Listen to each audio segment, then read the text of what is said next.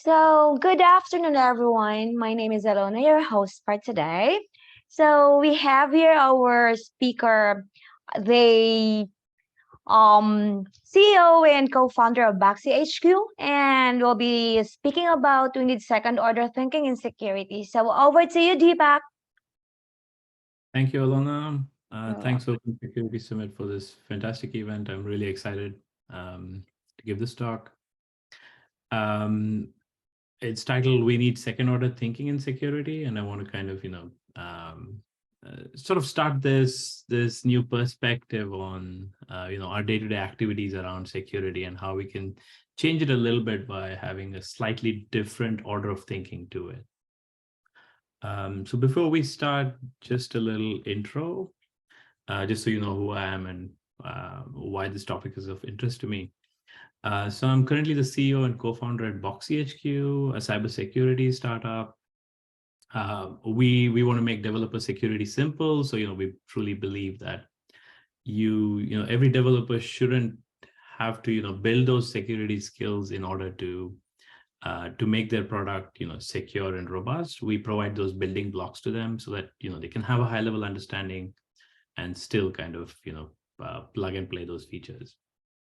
I used to previously be the CTO and the founding engineer at a cybersecurity scale up here in London. And a lot of, the thinking around Boxy HQ kind of came from my own experience there. I spent 7 years there kind of helping them scale technology and product. And in the process, of course, I had to do a lot of security myself and, through my team. We also had to go through the ISO 27001 certification. So that kind of changes your perspective on the security process that go in, even in startups that are fairly early in the journey. And before that, I've had a range of technology roles, also worked at Thomson Reuters. So, working in a very large 60,000 person organization. Once you're in there, you truly understand the scale of things in there, and how, truly security processes there are very different from what you're used to otherwise. So I kind of come from a more technical background, but have done a lot of security through my career.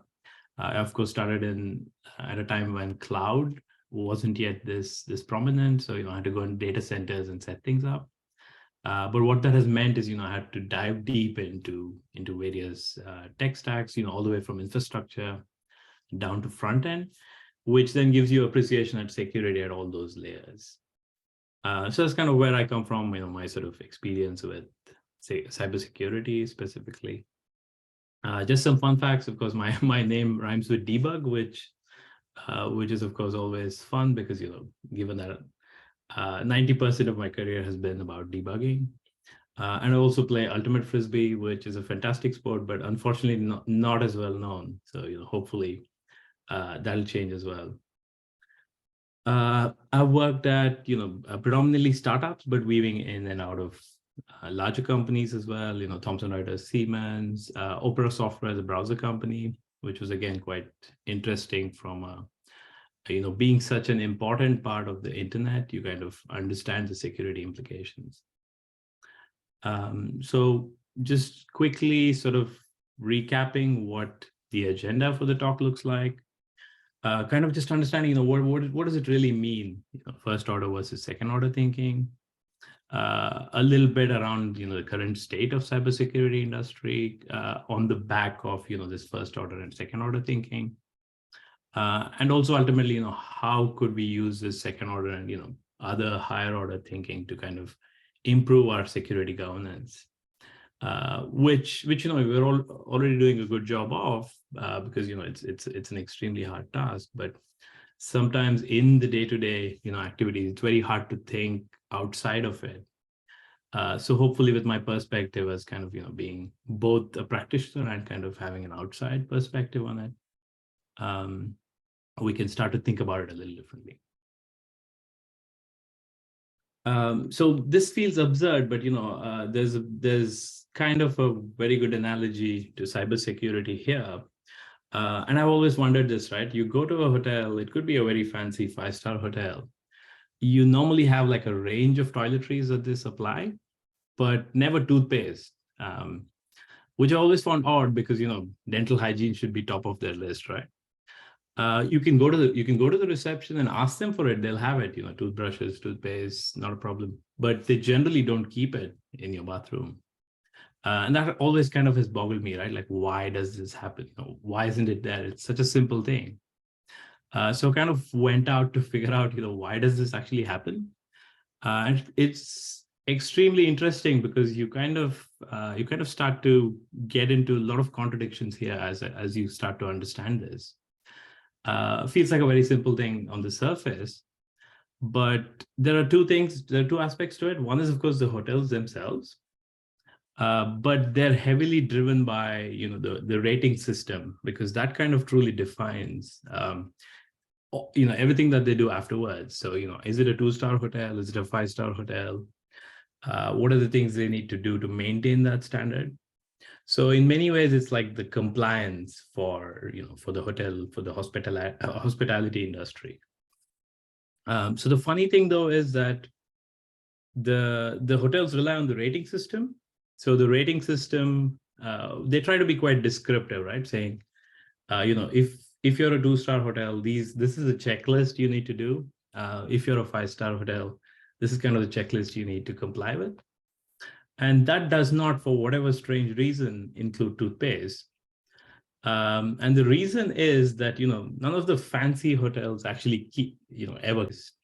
And the funny thing is, it's a vicious circle, because they didn't do it because the rating system didn't expect it.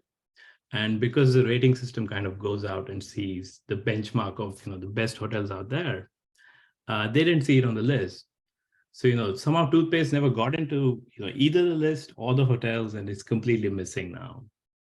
So you see this sort of a vicious circle happening everywhere else as well. It's not just the hospitality industry. This kind of disjoint happens, both in our professional lives, and outside as well. So that's kind of, what interested me in this topic, and that's the analogy kind of, driving back to it. We tend to do a lot of things imagining it to be, kind of a reflection of the real world, but actually turns out it's not. So that's kind of the vicious circle we're caught up in. Then kind of, going back to probably everyone's seen this picture, very interesting again. World War II planes, a lot of them went into battle, not many survived. But somebody started, analyzing what what was the state of the ones that did survive. And this was kind of, the red spots indicate kind of, where they were hit with bullets. And of course, the first assumption, and this is the first order thinking, right, that we all do, is that we should enforce the plane at the places where it's been hit. And that was kind of the first reaction, right?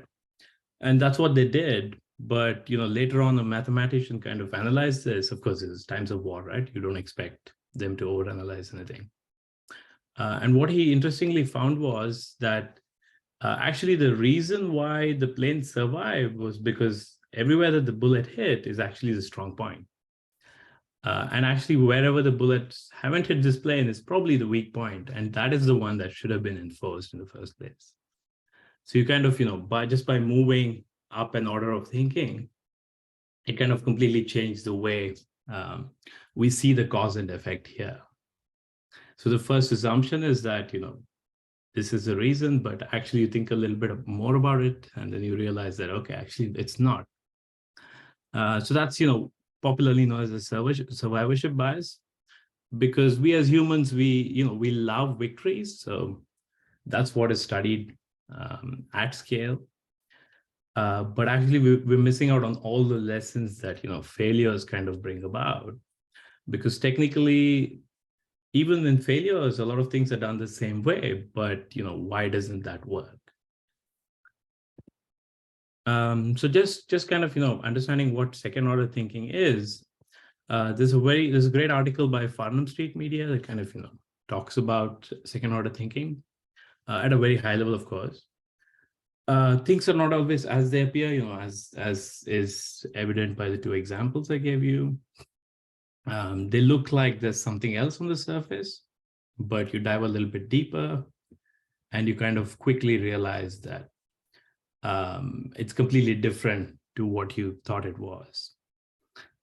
Often, we step out to, go and solve a specific problem, and we unintentionally, end up creating plenty more without realizing what the indirect effects of this are. And that's what makes, second order and, other higher order of thinking, very difficult. It has to be a deliberate process because, it's very easy to know the direct effect, but in order to, think about the indirect effect, you have to question a lot of things, which sometimes, is just not possible because of time. But the odds of success kind of, rise up very quickly the more order of thinking you kind of put into it. So extremely good article, everyone should read that. Kind of, starts to change your perspective a bit on questioning, the why around things. So that's what I mean by, first order, which is effectively the direct effects. Second order, which is, kind of thinking about the indirect effects of the things we do. So some examples, we already went through a classic one, the World War II planes that survived missions. Why did they survive? And the reason turned out to be very different. Simpler example is, you go out, you've had a very heavy meal, you kind of thinking, oh, should I skip dessert or not? The first order thinking is that, you're missing out on a treat. But a second order and, a higher order of thinking would be that, actually, you know what, because you've had a heavy meal, you might as well skip dessert. But that's a more long-term effect. So that's kind of has to be a deliberate process. And we typically tend to go for, short-term gains. Slack and, Slack-like tools is another example. Obviously, they're very popular. We all use them at work. I use it at work as well. The great first order effect has been that, email overload has reduced. But as an effect, we are now, we have a message overload now, right? Slack is constantly ringing. You've got to kind of, manage the notifications properly. Otherwise, your core work is kind of affected. So that's another classic example of, they set out to solve a problem, but ended up creating indirectly a lot more for us. So kind of taking all of that and tying it back to, security. As I kind of described in the, the hotel and the toothpaste scenario, compliance played a key role there, right? It happens to us in security. We do security because of compliance and regulations. This is a fact. Because otherwise there's not much incentive for, anyone to kind of do it. Although, theoretically, we know that security should be done as early as possible, but there's a range of things that prevent it, right? As a startup, you're just trying to make things work. You just don't have bandwidth to think about security. You may not have the resources, or you just may not know what to do around it. So that's why compliance is great, compliance regulations. But it's often misunderstood as security. And that's a big problem because even the larger companies kind of, fall into this kind of, let's say, illusion or a myth. Because what compliance regulations on one side are trying to do is looking at the best practices, looking at why, companies have succeeded, taking those, trying to be descriptive about, here's a checklist, here's a set of things that you should be doing. But they can't give it a very concrete structure because security is quite fluid in that sense. Depending on where you're at, what kind of processes you have, how big you are, you kind of have to tune the process. So they try to be descriptive, but they can only be implemented in a prescriptive way by the companies following it. And what that means is, it cannot cater to a lot of, true security measures that need to go in.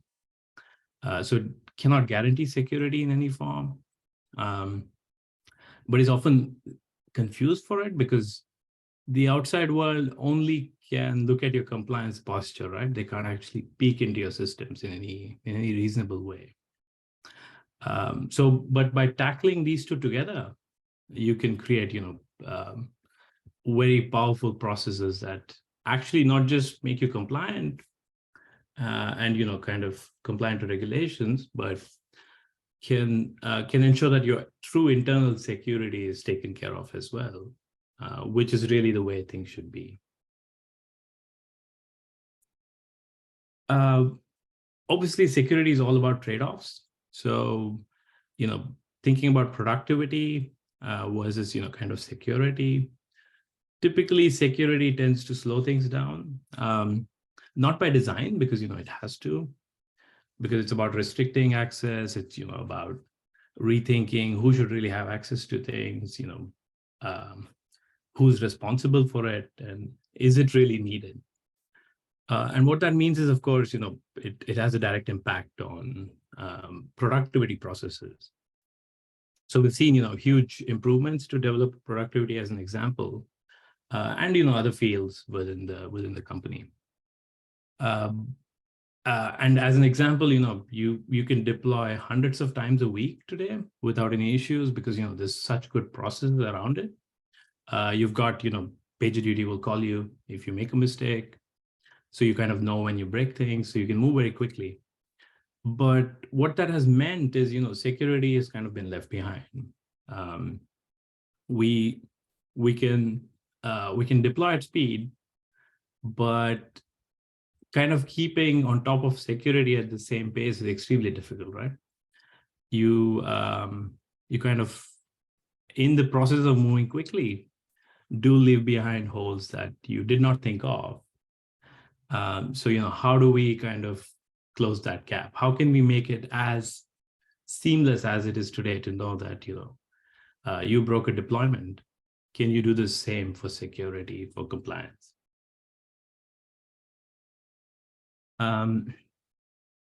So the science of defaults is a very interesting sort of analogy to look at, and we'll see that how it affects a lot of our design choices in security.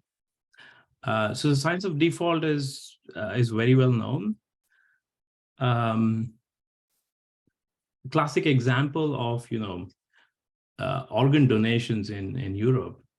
Very similar countries, so you expect it to be the same, but someone went out and did an analysis of the process itself, and it turns out that there was a huge variation in a lot of differences within the percentages of people who are ready to donate organs versus those who are not. So if you take, for example, Netherlands and Belgium, fairly close, in culture, you expect them to have a similar mentality, but it turns out that, Netherlands, only 27% have consented, whereas in Belgium, it's like a 98%. So that seemed odd to, economists. They kind of went and studied the process. And actually, it turns out that what dictates this is the form in the DMV.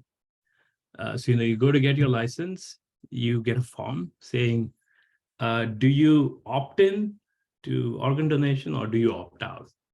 So the fact that, it's an opt-in versus opt-out hugely dictates because people, are usually hesitant to check.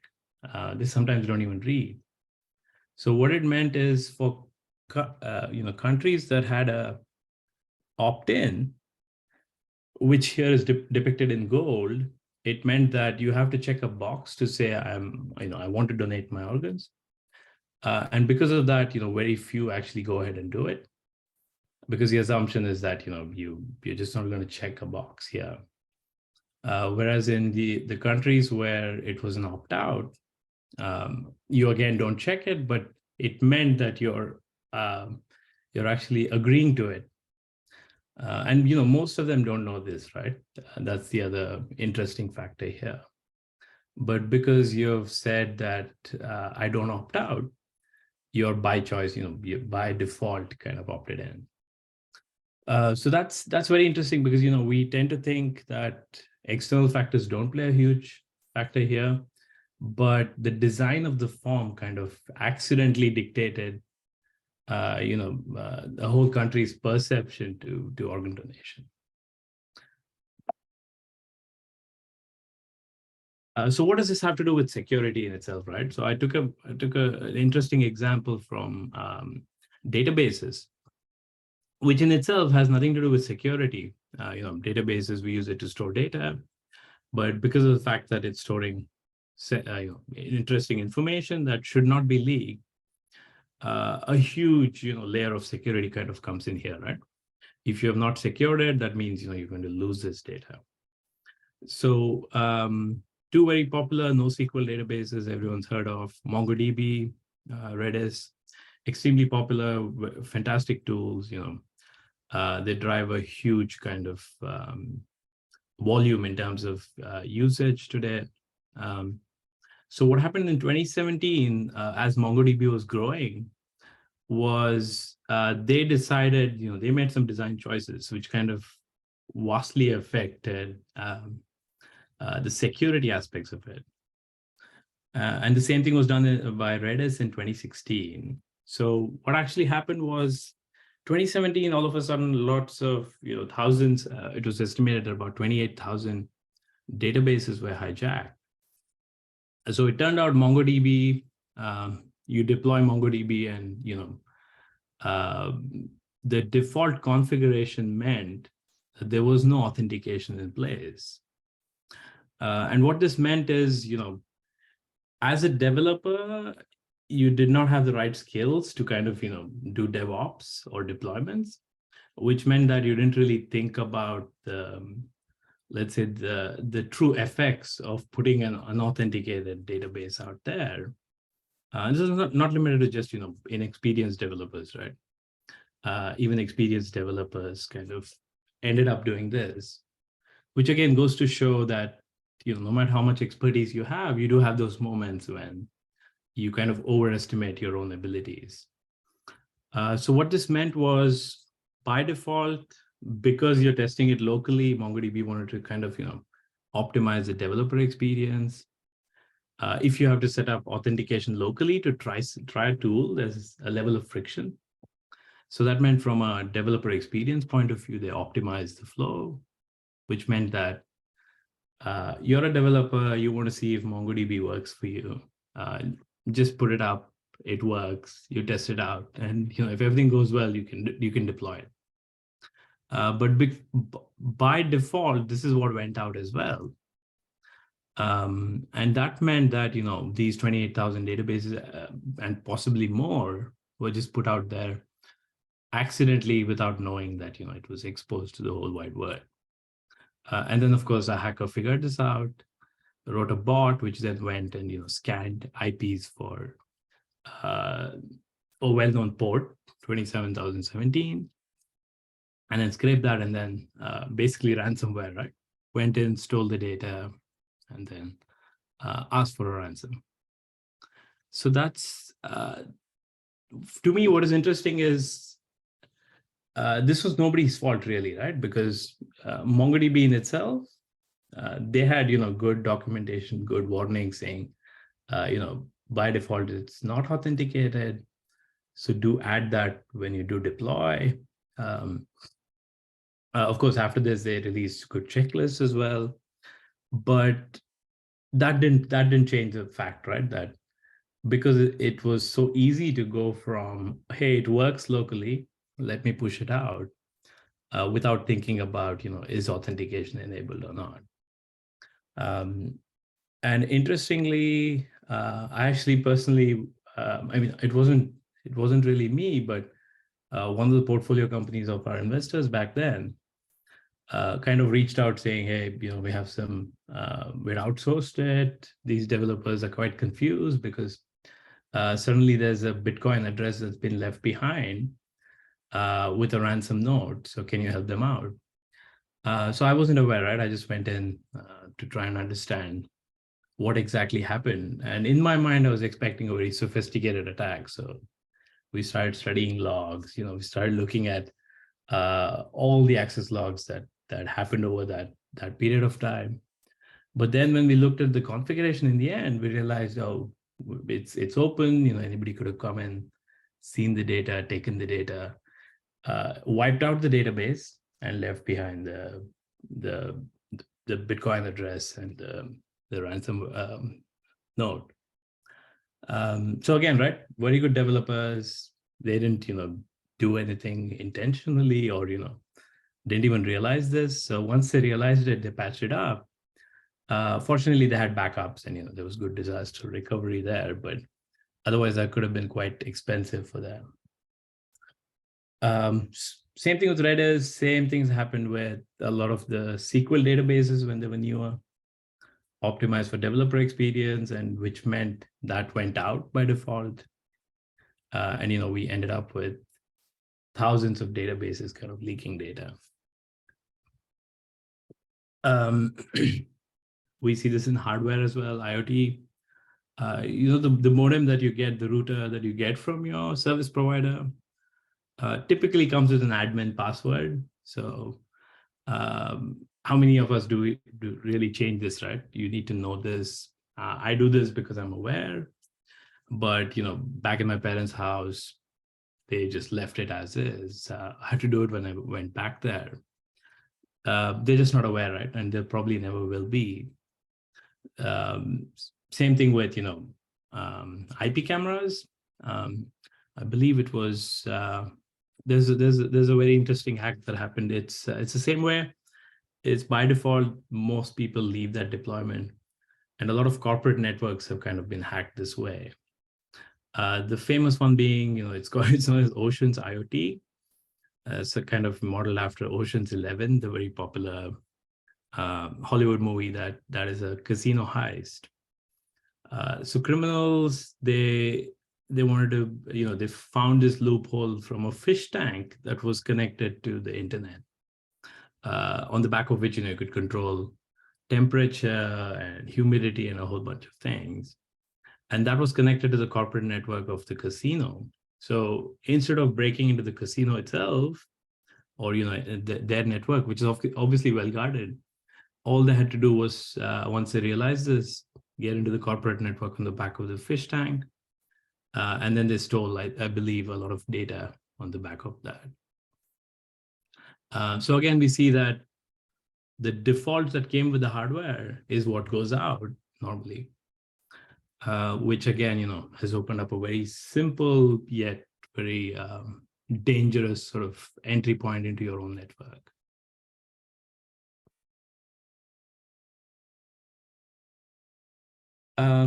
So we, as a the cybersecurity industry, we hear a lot of terms, right? BoxHQ is also kind of guilty. We talk a lot about zero trust architecture. What does it really mean, right? So there's a lot of sort of, fear, uncertainty, and doubt that is kind of exploited in our industry to sell solutions. But the reality is, doesn't matter what kind of systems you're working with, you eventually have to trust someone, or something within the system. Even in the zero trust architecture, you kind of eventually have to trust an API key, or Deepak as the administrator to kind of, I hold the keys to everything, which means, technically all someone has to do is get into kind of, my access, and then they have access to everything else. So there's always something that's like your weakness, your weak point, your Achilles heel. And, there's no 100%, let's say, protection against that, right? There's always a fallacy there. So with all of that, all of the tools, all of the process, you have to kind of think about, who do you eventually trust, whether it's a process, whether it's a person, whether that's kind of a tool, and how do you then safeguard security around it?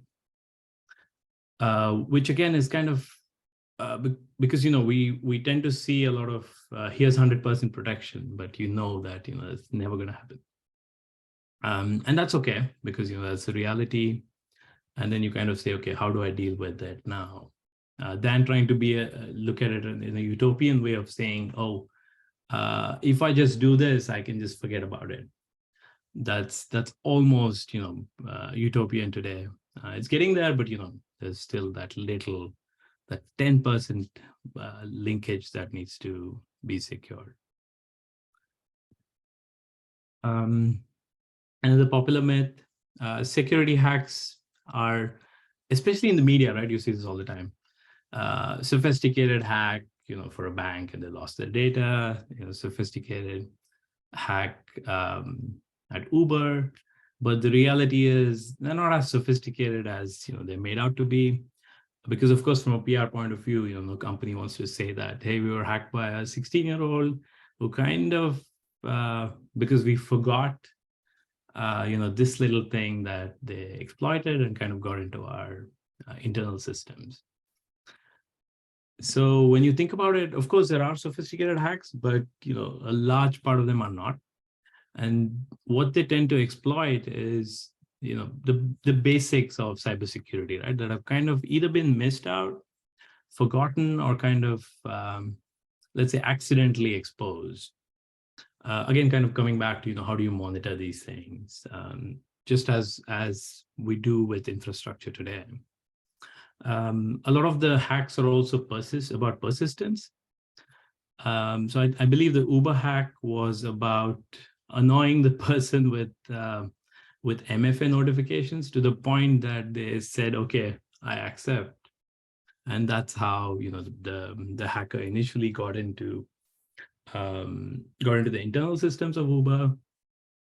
That in itself was not a big problem because they kind of just got into a network, but they then found plain text credentials to a privileged access management system, which meant that they went in and gave themselves admin access to a whole other things.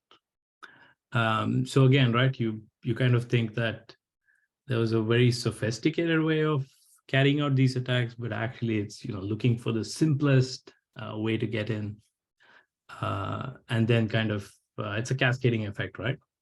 Then if you have more data exposed within your internal networks, you kind of are leaking information to your most privileged systems.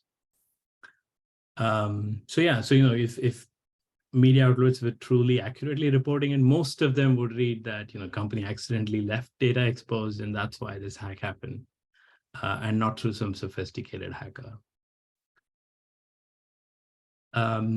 So what does this mean for us, right, in terms of second order thinking? We should always assume we'll be breached. And it's kind of strange, but in software engineering, we follow the principle of like chaos engineering, where we say, here's our system, let's break it and see what points break, and let's create some chaos in there to see how our system kind of breaks down or manages to kind of hold up. I think we need to do this similar thing with security. Not be afraid to say that, hey, what actually happens if we assume that regardless of all the external security we have, somebody gets in, what can they then do? What is the worst they can do? What is the best they can do there? So kind of, let's say, security chaos engineering in a way. You try and let things loose within your system and see how the security breakpoints behave. And this is kind of interesting because what it means is from a threat modeling perspective, you're not just thinking about trying to strengthen your system, but you're saying, if it gets through this layer, what happens next? If it gets through the second layer, what happens next? So it kind of gives you a very good perspective on what are all the bad things that could happen before they actually happen. And that's a very good place to be in. Because that also means, how strong, how secure are your internal systems, internal processes here? How protected are your privilege management systems? Because that's probably the heart and soul of your security process. If somebody gets to that, then it's complete. You're in big trouble there. And what this also means is day to day, we're thinking in the system, and that's understandable, right? But it's part of our job to do that. But we really have to take the time out to say, why don't we think on the system, not just in it? Which then forces you to have a very different perspective on let's say, how a hacker is thinking about it, how someone coming in from the outside would look at this. And that's what, that's kind of relevant with everything we do. Day to day, you kind of get caught up with it, take a little bit of time and say, okay, strategically, let me think on the system and not, merely inside it. Big problem for all of us security professionals, we've got this alert fatigue. I think everyone's aware. SIEM is great, collects a lot of events, you can do a lot of alerting, but most of the CISOs I've spoken to always have a single complaint, right? Which is, don't give us another system that feeds data into my SIEM. Give me something more actionable. What can I really do with it? What are the things that I should really be worrying about, in the middle of the night versus things that feel like they're threats, but, may not actually be. So really, what is out of all these billions of events that I analyze, give me the top 3 things that I need to look at. And I think our systems today still struggle to do this because it's very difficult, right? Contextually, Log4j happened. If you had something in production that was affected by Log4j, big problem. But if it was a side project of a developer, or it's sitting in staging somewhere with not much access to it, then it's probably not top priority, right? You can come back to it later. So that's sort of the let's say the fatigue we're creating for ourselves. And what typically happens, I've seen this with my team as well.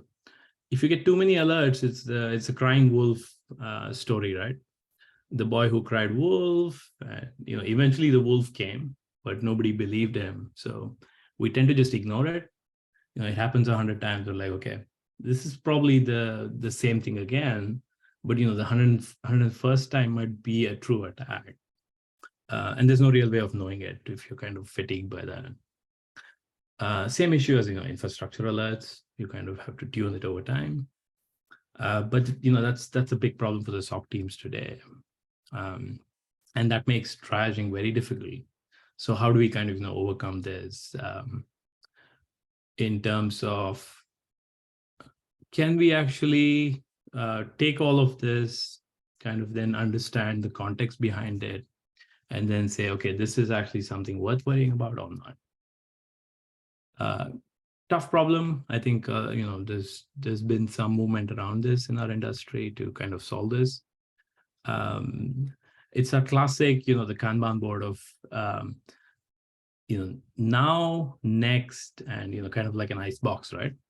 So if you could triage in the same way our security alerts, I think it kind of eases out the SOC team's problems. We all know this, philosophically, security should be done as early as possible.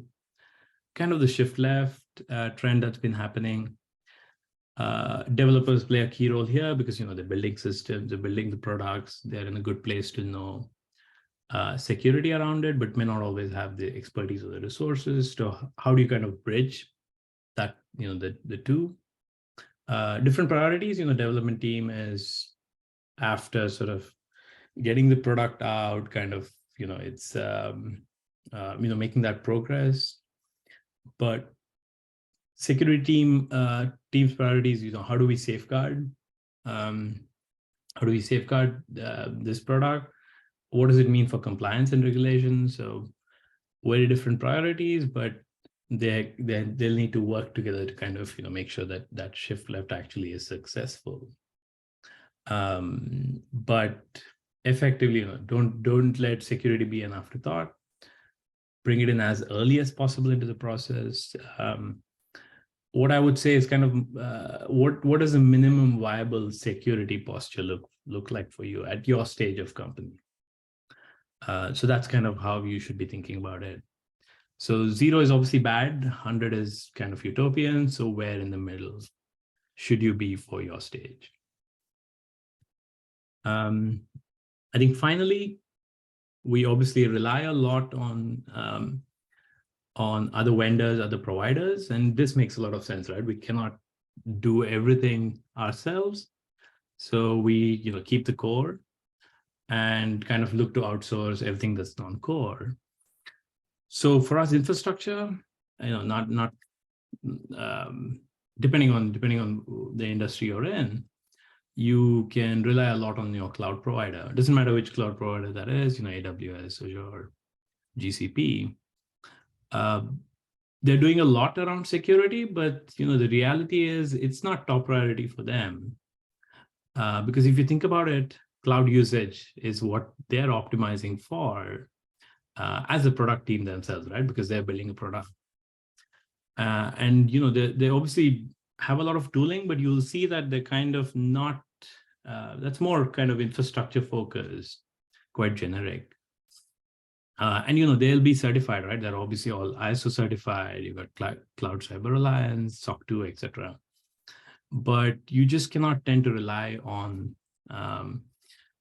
the standards they set, because they do that, as a whole.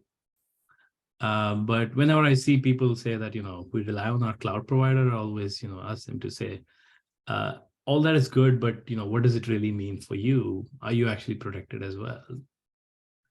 So just kind of not fully relying on, you obviously rely 80%, but, what is that 20% that you have to do yourself, even though you're in the cloud? Security is a lot better than, let's say, on-prem, but there's still a big gap there that you'd have to fill depending on your business, your business process. Because the reality is that they don't care about it as much as you should or you do. They're focused on sort of, usability and developer experience there again, because they're like the MongoDB case, they want to get you onto the cloud, get you into production, and off you go. That classic trade-off between convenience and security again, which means that, don't just rely on theirs, also bring in your own cloud security initiatives.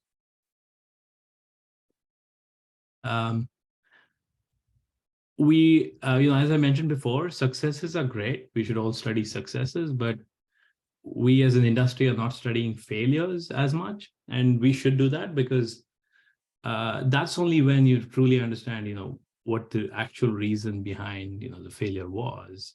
It's very easy to look at success and say, let's emulate them. But actually, a lot of the failures would have also emulated the same, but, they still failed. Why is that? So I think we as an industry should be a lot more collaborative around failures. We don't tend to share it because it's not something that is natural, right? It doesn't come naturally. You love to share a success story. There's no, incentive to kind of share a failure. So that that's kind of one thing that should come into the industry. Hey, Deepak, just a little comment here. One of the things that was really interesting on one of the sessions we had yesterday, session, was that we were talking about the airline industry and the aviation industry, and that's an industry that really learns from failures, right? And there was even a good example of, for example, a site that the NASA has set up for pilots to anonymously report issues. That with no accountability, right, for them. But they do that because they want to know. And I think we need to have more of those in our industry, where we learn more from our failures and we have a better understanding of what's going on, right? Absolutely. I completely agree. There's the black box, they inspect it. They go into depth, right, on every failure. So I think that's something we should do as well. And, share that, right? Bring that back, share it to the community, because I think we're doing it to a certain extent. There's a lot of the threat intel that kind of comes back in the same way. But I think we need to do more here. So just sort of concluding on this. This wasn't kind of let's say a framework or anything like that, right? It was more to just kind of instigate that bit of perspective change for all of us. We're already doing great things, but how can we do it slightly better? We know that direct effects are straightforward. So how do we become more deliberate about thinking about indirect effects? Applying this kind of security order thinking should allow us to improve our own security posture. Secure by default design thinking, I think we need to do a little bit more there, because I think we tend to ignore how much our design choices as creators affect a lot of things down the line. So kind of just putting in a little bit more thought around it would go a long way. And yeah, hopefully, as Dennis mentioned about, the airline industry and them doing a lot around failures and sharing that back with the community, we can move the whole cybersecurity industry forward. Thank you very much. Open to any questions you may have, and I hope you enjoyed the chat. So I had a couple of questions, right? So one of the topics is that whole law of unintended consequences, right? Yeah. Which is kind of, what you're talking about, right? When, you have these side effects. Do you have what's kind of your experience on some ways to capture that and to almost, make sure that you leave this historical trail of decisions so that you can go back and really understand and connect those dots, right? Yeah. So I think it's an iterative process, right? It's very difficult to, I think from a framework perspective, I think it's just about doing things early